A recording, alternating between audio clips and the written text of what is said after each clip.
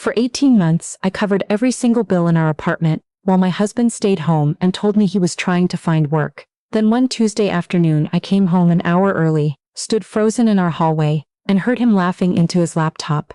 "Bro, I've got the perfect setup. Lena pays for everything. She thinks she's helping me heal." That was the day I stopped.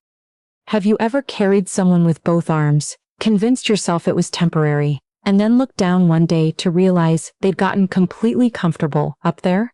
Please stay with me while I tell you this story, and if it means something to you, I'd love for you to subscribe and share it with someone who needs to hear it.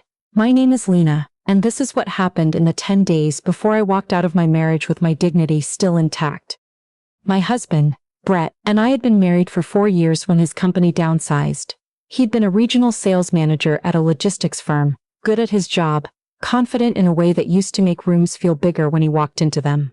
The layoff came in January, right after the holidays, and I remember the way he sat at the kitchen table that night, staring at his severance letter like it had said something personally cruel to him. I was working as an occupational therapist at a rehabilitation hospital in Atlanta. I had a steady income, good benefits, a department that respected me. When Brett lost his job, I told him without hesitation, "Take your time, figure out what you actually want, we'll be fine." I meant every word. The first 3 months felt like a temporary season. Brett applied for jobs, came to me with rejection emails, asked my opinion on his cover letters. We talked about the future. I told myself this was what marriage was, carrying each other through the hard stretches. But somewhere around month 4, the applications slowed, the rejection emails stopped showing up. Brett started sleeping until 10, 11, sometimes noon. He said he was decompressing. He said the job market was brutal. He said he needed to rebuild his confidence before he could walk into another interview. I believed him every time, because I wanted to believe him, and because the alternative, that he had simply stopped trying, was something I wasn't ready to look at directly. I worked 8, sometimes 9 hours a day. I came home and made dinner. I handled the electric bill, the water bill, the internet, and the rent on our 2-bedroom apartment in Midtown, $2,850 a month. I paid for our groceries, his gym membership, his car insurance, and the minimum monthly payments on his student loans because he'd asked me to just cover those for now while he figured things out. I said yes. I always said yes. I also stopped going out with my coworkers after their shifts ended. Not because anyone told me to, but because I was tired. And because spending money on myself felt wrong when I was already stretched so thin. My friend Paula, another OT at the hospital, would text me on Friday afternoons. "Hey, we're all going to that wine bar on Peachtree. Come out for one drink." I'd send back, "Can't tonight, maybe next week." I sent that exact message for 6 months without ever making it to next week. Meanwhile, Brett got comfortable. That is the only word for it. He started making requests the way you place an order at a counter. Could I pick up the good coffee, not the store brand? His knee was bothering him. Could I make an appointment with his orthopedist? He'd heard a podcast about mindset and wanted to take an online course. It was only $180. Was that okay?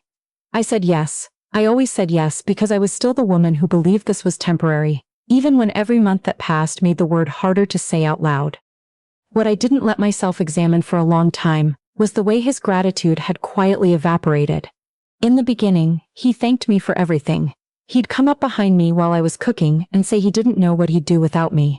By month 12, he sat at the kitchen island scrolling his phone while I made dinner.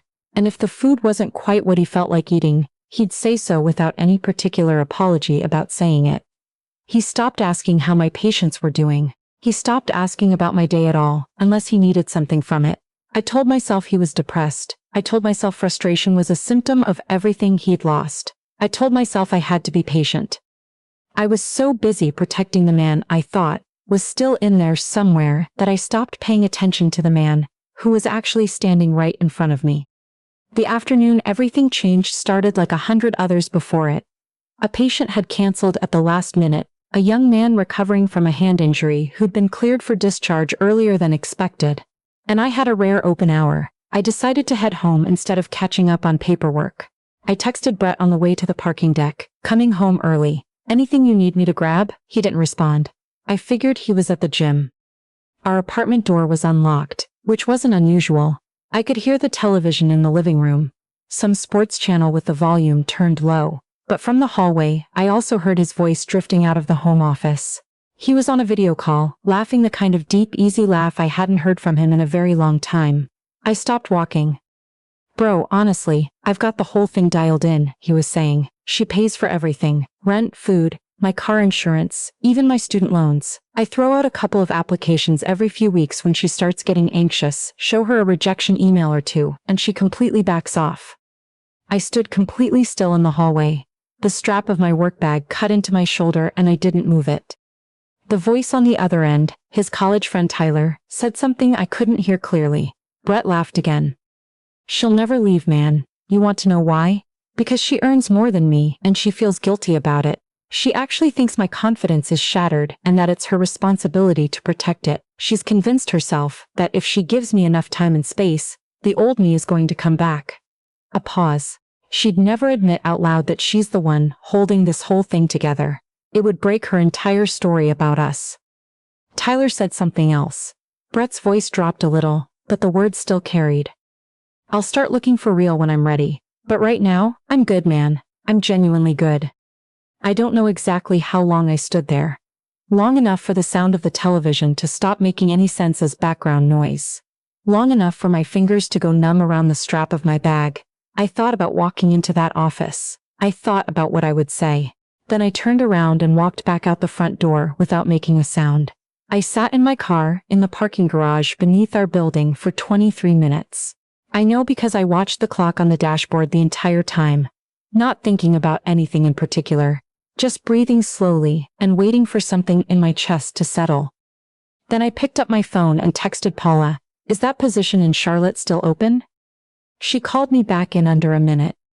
That evening I came home and behaved completely normally. I made pasta. I asked Brett if he'd had a good afternoon. He said it was fine, low-key. He'd been doing some research on a few companies he was keeping an eye on. I nodded. I loaded the dishwasher. I laughed at a joke he made about a commercial that came on during the evening news. When he fell asleep that night, I sat down at the kitchen table with my laptop and a legal pad, and I did something I had been avoiding for 18 months. I added it all up. Monthlies, electric, water, internet, $340. Groceries, his car insurance, $195. His student loan minimum payment, $340. His gym membership, his streaming subscriptions across 3 platforms, the online mindset course he'd asked for in September, $180 that month, his orthopedist copay I'd covered in November, $60, my own car payment, gas, work clothes, everything else on top of it all, another $900 a month. I multiplied each number across 18 months and wrote the total at the bottom of the page.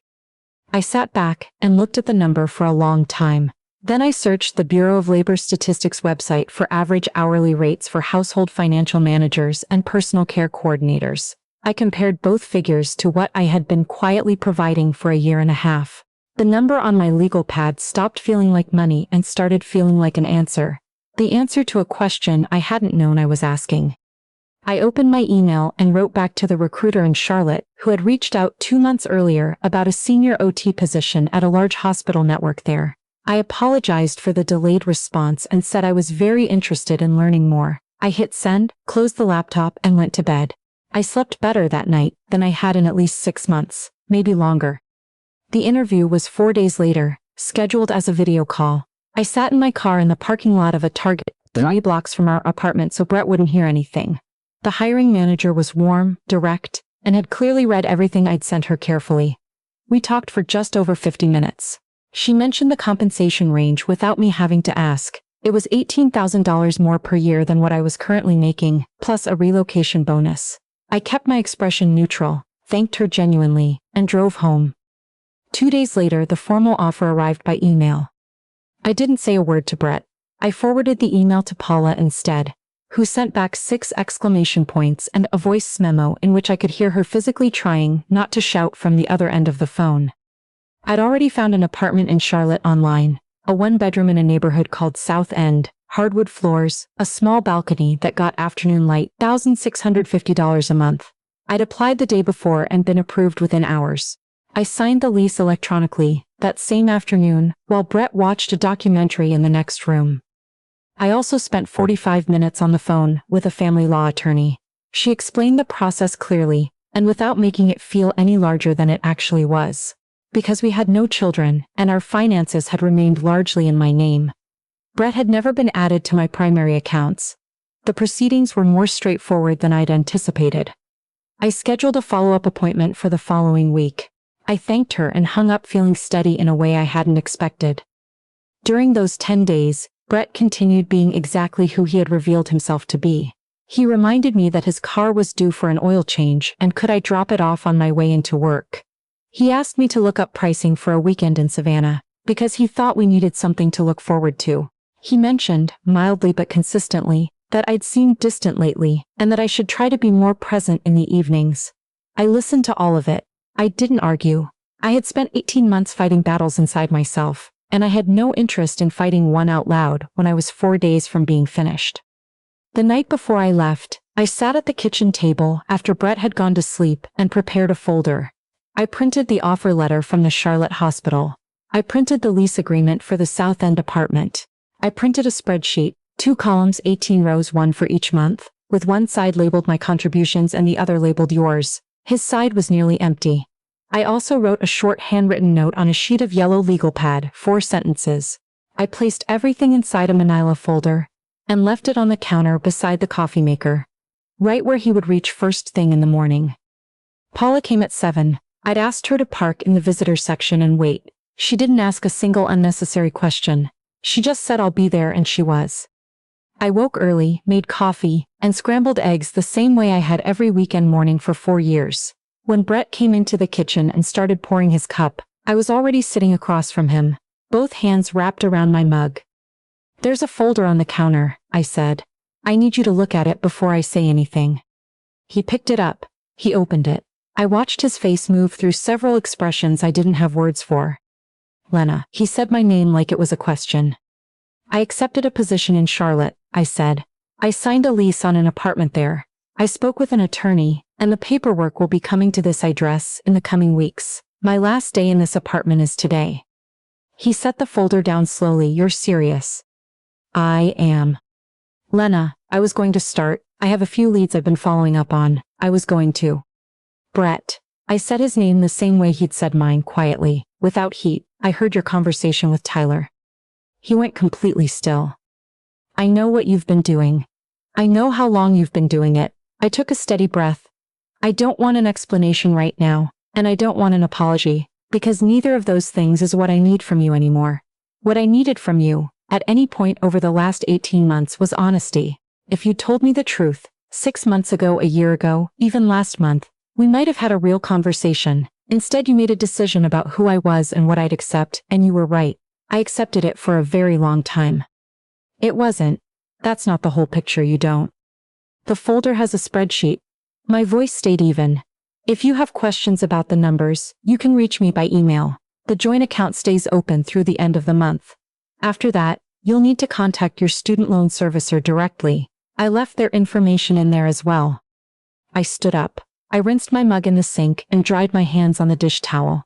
I walked to the entryway and picked up the bag I'd packed 3 days earlier and moved to the closet so he wouldn't notice it.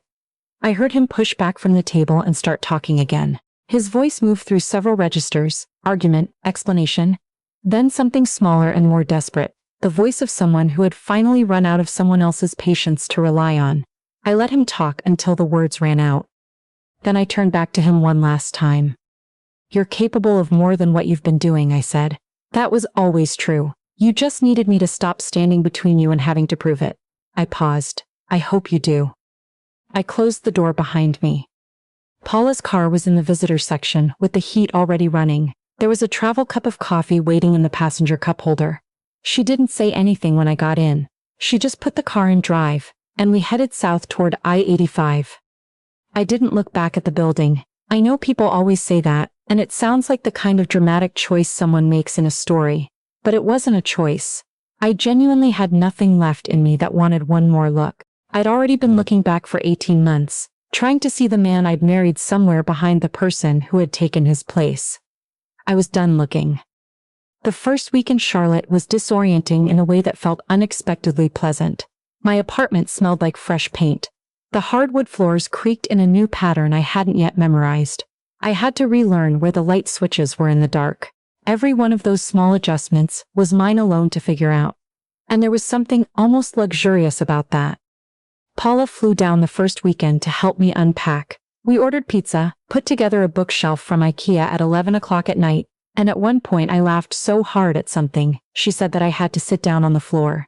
I hadn't laughed like that in a very long time.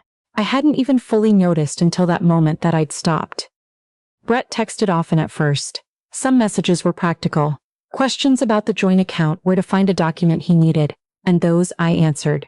Others came late at night, long and shifting between apology and blame, paragraphs about how I'd given up too soon, how I owed him more time, how he'd been struggling in ways I hadn't understood. Those I read once and didn't respond to. I had already spent 18 months responding to every version of that message in every form it arrived. I was finished. I wrote back to him once, plainly, "I wish you well, Brett, I genuinely do. But I'm not coming back and I won't be continuing this conversation." He wrote back 3 more times after that. I didn't open them. The divorce took 8 months, the standard timeline for our state. My attorney handled nearly everything. The financial division was uncomplicated because the financial reality had always been uncomplicated. There wasn't much of his to separate from mine. He filed for a procedural extension at one point, which my attorney explained was a delay tactic. It didn't change anything. The paperwork finalized on a Wednesday morning. My attorney sent me a text confirmation while I was between patients. I read it, exhaled, said thank you quietly to no one in particular, and walked back to my next session. I found out later through a mutual friend who couldn't resist passing the information along that Brett had eventually found a job. A real one. Back in sales, a regional role, not as senior as what he'd had before the layoff, but real work with a real salary and real consequences if he didn't show up. Part of me felt something when I heard that. Not satisfaction exactly, not nothing exactly. He was capable, he'd always been capable. He just needed me to stop absorbing the cost of him not using it. 6 months after I moved to Charlotte, I was earning more than I ever had, sleeping through the night without a running list of numbers in my head, and waking up most mornings actually looking forward to what the day had in it. Paula visited twice. I'd made real friends at the hospital. A physical therapist named Greta, who was funny in the same dry, quiet way that I tended to be, and a charge nurse who'd had me over for Thanksgiving when I couldn't make it back to Ohio, which somehow turned out to be one of the better holidays I'd had in years. There was also someone at the hospital who made me laugh in a way I hadn't expected. We'd had coffee exactly once, and for now that was enough. But it was the first time in a long time that I'd sat across a table from someone and felt like the full version of myself. Not a financial buffer, not a caretaker by default, not a woman quietly calculating what she could continue to give. Just myself. I think sometimes about what I would tell the version of me who stood frozen in that hallway, holding her work bag, listening to her husband explain to his college friend how well he had her figured out. I would tell her what I wish I had understood earlier, that kindness given without honesty received is not love sustaining itself. It's love being consumed, and you are allowed, at any point, to stop feeding something that was never going to grow. A partner carries weight. A real partner notices when the other person is tired and finds a way to carry more. The moment one person in a marriage decides the other will never stop, never push back, never finally say enough, that is not a marriage anymore. That is an arrangement built on one person's willingness to disappear into it. And you are allowed to stop honoring an arrangement the moment you recognize that you were the only one who ever took it seriously. I left because I finally understood something that I should have known all along. My love was never free. I had paid for it with my savings, my evenings, my sleep, and a slow, quiet erosion of myself that I almost didn't notice until I was sitting in a parking garage watching the minutes count up on a dashboard clock, trying to remember how to breathe. The day I walked out, I was not angry. I was simply clear. And for the first time in almost 2 years, I chose myself. Not because I had stopped loving, but because I had finally remembered that I was someone worth the choice. If you've ever been in a place where your love was being quietly mistaken for a guarantee, I want you to know I see you. Leave me a comment and tell me what you would have done in my place. And thank you, truly, for staying with me until the very end of my story.